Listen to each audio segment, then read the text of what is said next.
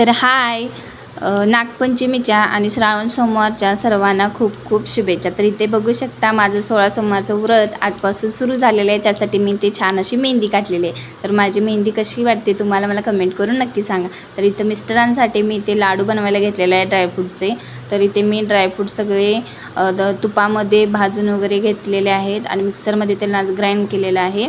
आणि इथे मी थोडे मोठे मोठेच ठेवलेले आहेत आणि मग म्हणजे लाडू छान लागतात ना, त्यामुळे मी ते मोठे मोठेच थोडे बारीक केलेले आहे मिक्सरमध्ये आणि ते मी लाडू वळून घेतलेले आहेत। सर्व कामं करून मी गेले होते मार्केटमध्ये सर्व सामान आणण्यासाठी। तर मी ते दही, दूध, बेलपत्र, तांदूळ, फुले, तर मला बेलपत्र ना एका ठिकाणी असं जास्त कोणी दिलीच नाही, तर मी 2-3 गाड्यावरती 20-10 रुपयाची अशी 50 रुपयाची मी बेलपत्र घेतलेली आहेत आणि मेजून 108 इथे मी ठेवलेले आहेत।